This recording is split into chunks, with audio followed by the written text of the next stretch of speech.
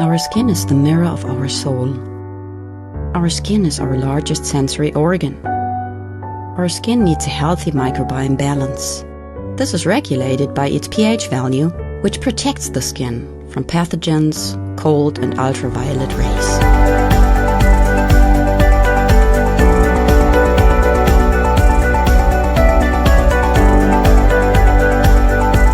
Sebamed protects your skin.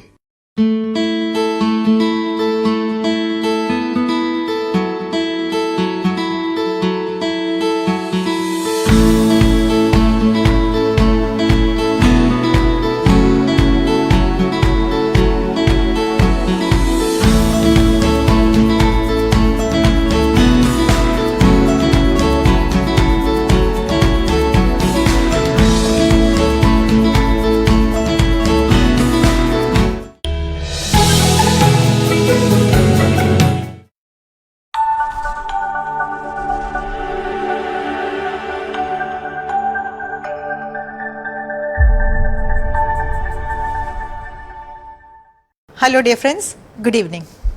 Welcome to today's episode of BMC Global Live Al Hilal Health World, nothing but lifestyle.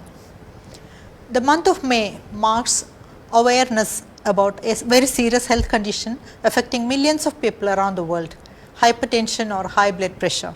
To speak about this subject in detail, we have with us Dr. Khalid Khalil Afifi from Al Hilal Hospital, Sitra branch. He is a resident in family medicine.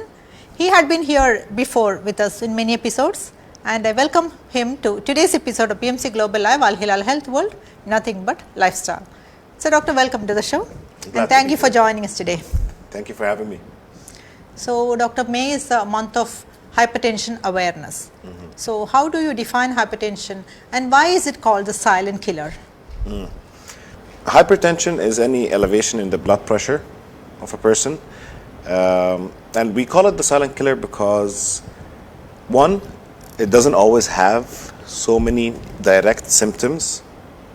Sometimes it's clear, sometimes it's vague. And often enough, it can cause complications before it's diagnosed. And it can have repercussions that we only find out about later. So we call it the silent killer because of the fact that it's not easily caught. And it can do damage before we find out that it's there. So doctor, how often should a person go for hypertension screening and what do the numbers mean? So we recommend that anyone above the age of 30 to 35, depending on the risk factor, start doing an annual checkup in general. Part of it is a physical, part of that physical evaluation is blood pressure screening. Now these numbers, specifically to talk about them, if we may look at a picture of a heart, we'll find two chambers, pairs of chambers. So 4 chambers, 2 on top, 2 on bottom. Yes. And it beats in this fashion. Heart So from the top, pumps blood, fills up these chambers. Once this one is relaxed, this one pressurizes, pumps, and it sends the blood all over the body. These numbers, the top one, we'll usually refer to them in the clinic, top number, lower number. Yes. The top number is the pressure at which the lower chambers are pumping, and the lower number is when they are relaxed, what pressure is in them. Simple as. And that gives us also not just a look at the pressure inside the heart, but also at the pressure at the ends of these pipes that are our blood vessels. So if the pressure is too high at the end of the road, that also can cause damage. Now, how common is hypertension these days? And is there an increase in the number of cases in your practice? Definitely. Now this is the alarming part, this is the scary part, and I think this is why it's even more important to talk about this in repetition, because the numbers are increasing for multiple factors, and it's becoming much more common nowadays. We have metabolic diseases, like we might have discussed before, but it's becoming to be something of 1 out of 4. That's a very big number. If you're going to look at 25% of a population nearing those numbers of being hypertensive, it's a very large number. Doctor, what are the main risk factors of developing hypertension, and do you feel any populations are at more risk of developing hypertension? So those two actually go together. So risk factors, when we look at them in two senses. One we call modifiable, and second is non-modifiable. Modifiable means, can we change it? Can we do something about it or not? So the non-modifiable ones is, for example, age. We can't grow younger. Gender. Under the age of 64, men are more likely to become hypertensive. Above it, women are more likely to become hypertensive. Genetics. That is a non-modifiable risk factor. Now, the modifiable ones is the lifestyle, which is a big part of this equation. So we have, for example, by order that can have effect, we have sedentary lifestyle, a person who's sitting, not moving. Okay. How this makes an effect is on multiple levels. The heart is not used to pumping efficiently, because at the end of the day, if we think of it, it's a mechanical pump. It's not working as efficiently as it can because it's not being used to its efficiency.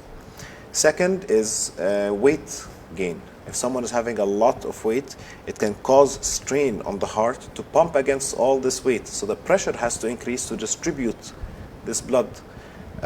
Then we also have dietary factors.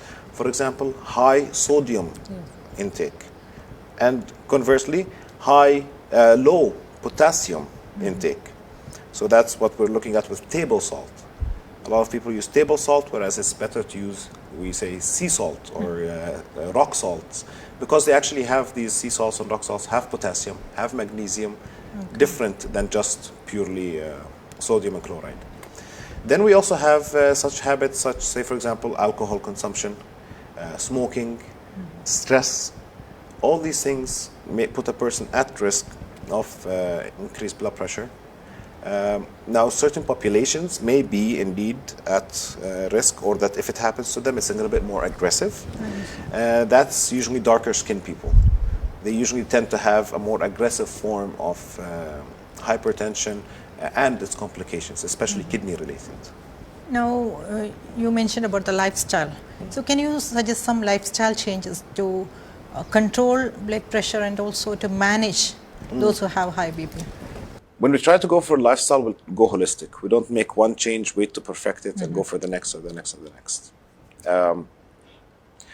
What I would like to usually tell people is start with the kitchen. Go do an inventory of the kitchen, and if you have any of these things on the list, here's a different thing that you can take to replace it, and then take these things out of the house and ban them. For example, vegetable oils. Second is we don't use these oils for cooking. No frying, none of these high fatty foods. We use healthy oils instead. To reduce or change the use of the salt. One of them, the big changes, is to exercise. Now that can be different intensities. So you can have 150 minutes. That means 30 minutes times 5. And you will have of moderate intensity, meaning fast walk, brisk walk. Or you can have 75 minutes a week of higher intensity exercise. Each one finds their level and goes with it. There's no such thing as too little, too low intensity. One is better than zero. So when we do all of these changes, and of course we include the mental well-being aspect to control the stress, stress control modalities are there, breathing exercises, even walking helps with stress management and exercise.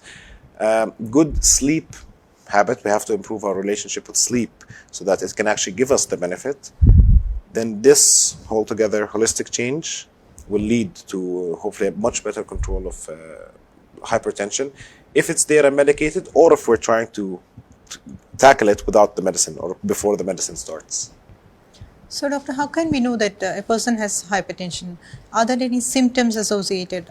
Is it possible to diagnose it at home, or is it needed that we clinically test for hypertension? Very good question. So, as we mentioned earlier, the symptoms can be vague. So, some of the things that people might come to tell us is, verbatim in the words of patients, "Doctor, my head just feels heavy. Yeah, I get headaches. I'm very angry all the time." Actually, someone came with a complaint. They got diagnosed with the high blood pressure. off the screen. It was the vitals, and his complaint was, "I'm angry all the time." I'm like, I can imagine why. Your blood pressure is this high. Sometimes it will be that they get chest heaviness. Now, the symptoms are usually in the first stage in relation to how high the blood pressure is. The higher, the clearer and announced the symptoms are. But if we ignore it for some time, that's where the silent killer comes to be. Because your body adapts to that higher level and the symptoms can disappear. So the headache that was there 2 years ago is suddenly, it's not there anymore, but the blood pressure is actually higher than it might have been. Now, for the second part, when you were discussing home or clinic, we do the checks at the clinic. One thing that is important to keep in mind is to sit down for 10 minutes before actually checking the blood pressure. If you come in walking from outside in the heat and you're sweating and you're huffing and you're puffing and you sit down and you check the BP, it will be naturally a little bit higher. So we sit the person down for 10 to 15 minutes and recheck it again. Some people have what's called white coat hypertension. As soon as you tell them hospital, the blood pressure goes up. What do we actually do for these people is we do a 24-hour blood pressure monitoring at home. They just wear the cuff, they have a device, we have them available, and we can just attach that and tell them keep it on for 24 hours. And that will give us a whole entire pattern. And that's one of the best ways, as a matter of fact, one of the most accurate ways, because it gives us a blood pressure that we cannot check in the clinic, which is nighttime or sleeping blood pressure, which is extremely important. Because if the blood pressure is being too high at night, when you're asleep, which is supposed to be the lowest part of the day, that on its own is a risk factor, on its own a risk factor for other things. So you have that. Worthy to mention regarding sleep is that one of the risk factors of hypertension that I neglected to mention earlier is something called obstructive sleep apnea, which is heavy snoring for people who always snore, and sometimes might get told by anyone else who's around them while they're sleeping is you stop breathing. You stop breathing for sometimes. In between sleep. Yeah. Within the sleep, there will be snoring, and then there will be a stop, no breathing, no snoring, nothing, 5-10 seconds. And then you'll find them as if they are choking, and then they are back to snoring. This pattern on its own is extremely related to high blood pressure and its complications. So that's something that from this platform, if I was to tell anyone who knows a big snorer who notices this happen to them, bring them in to a doctor. Tell them OSA, obstructive sleep apnea. It's one of the big risk factors. So, doctor, how do you decide a person needs medication for high blood pressure? So we have different criteria for this. If it's above a certain limit on presentation, we treat. If someone comes to us, blood pressure of 180, 100, our concern is not to find out, oh, is this real, is this not, and leave them with that blood pressure as we do the work for a month. No, our goal there is to bring down the blood pressure, regardless of whatever the causes might be at that moment, and then further investigate and get to the root of it. So that's 180, 100, that's a cut point. So, because the risk factor at that point is extremely high for strokes, for cardiac arrest, for kidney damage. These are the organs that the blood goes to, and if the blood goes at too high of a pressure, it's like speeding down the highway, more likely to cause an accident. Then we also have the lesser ones. We can give some leeway and discussion. Does this person have any other medical problems or no? Some people who do have other medical problems, we tackle it sooner. Other people, young, fit, has room to improve with the lifestyle and they are willing and capable. We say, okay, what we will do is we will check this blood pressure 3-4 times in 10 to 30 days while we do the lifestyle changes, and we see what's going on. Sometimes we would discover maybe it's something from lifestyle that became different in the past few months or years. Once you fix that, it reverts. Sometimes if there's other causes, then we have to treat. Usually if it's anything above 140, 90 persistently or going higher than that, we start tackling. Doctor, another common query is once the medication is started, can we stop the medication after some time? Or is it a lifelong treatment procedure? That's a tricky question, and we always get asked that actually. Patients love to know, will I ever get off of this? Which is a valid question. Once again, depends on the person. Usually, we won't say yes, you can, because then the goal there is not to treat the condition. The goal there is to get off the medicine. That's a very different mentality.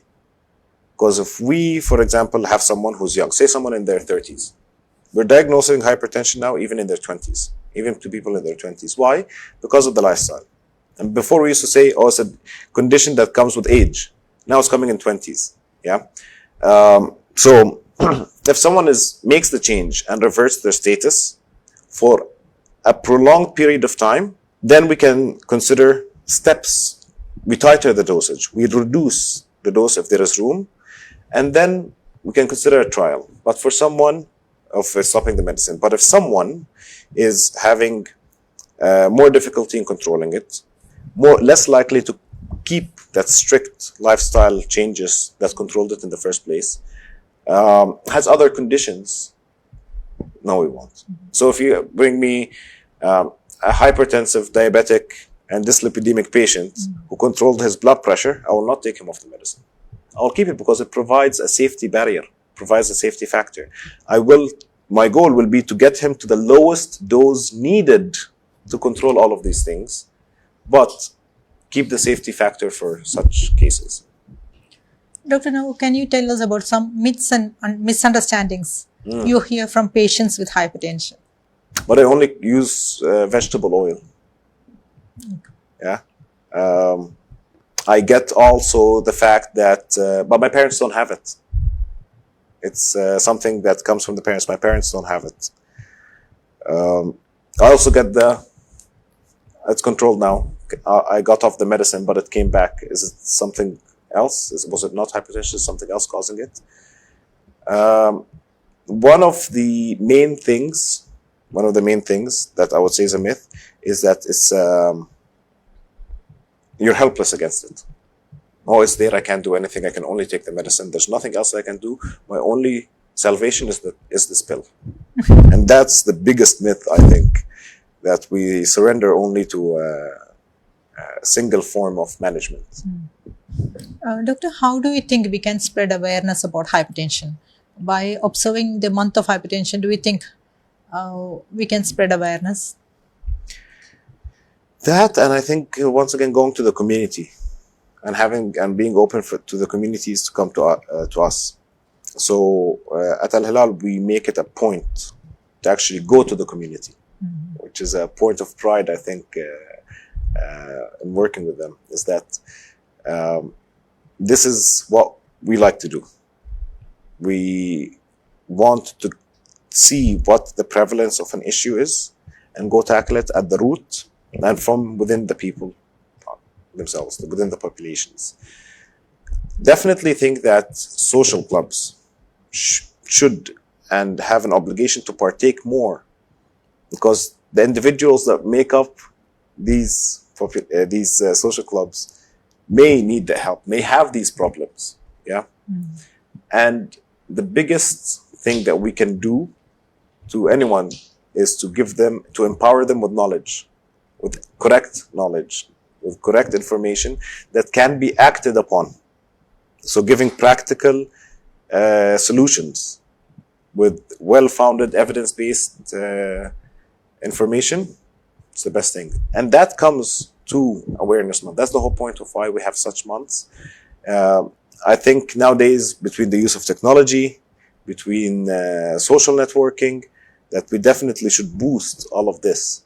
And the knowledge is there, the practical guidelines are there, and it can be quite clearly customized to person. And that becomes the best part. That's the final stage, is that, okay, yeah, all of this is possible, then have a sit down with a doctor and customize this for me. Make it mine, my journey, and go with it. And doctor, what is your takeaway message for our viewers? Well, I would say take care of yourself, take care of your heart, and that hypertension doesn't stop at the heart.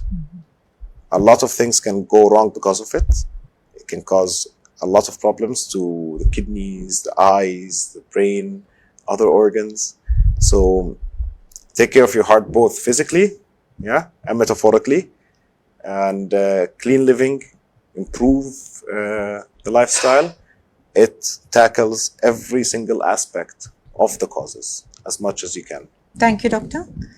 Thank you for being with us today and giving us all the information about hypertension and spreading awareness about hypertension. It's a pleasure to be here, and thank you for having me again, and for this opportunity on a very important topic. Thank you very once much. Again. So viewers, I hope this was a very informative episode. For more informative episodes, tune into BMC Global Live Al Hilal Health World every Tuesdays at 8 p.m. Till we meet again next time with a new doctor and a new topic, this is Jesila Mujib signing off. Good night.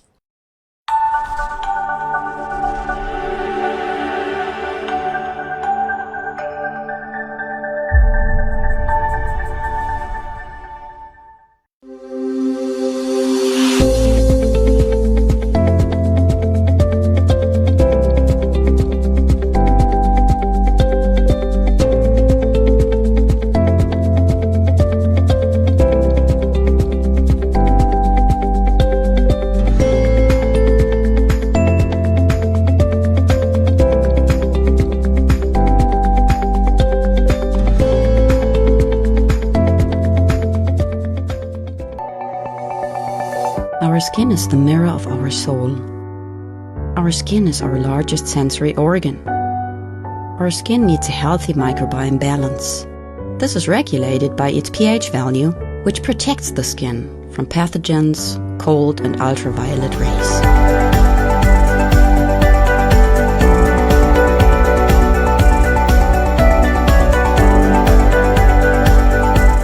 Sebamed protects your skin.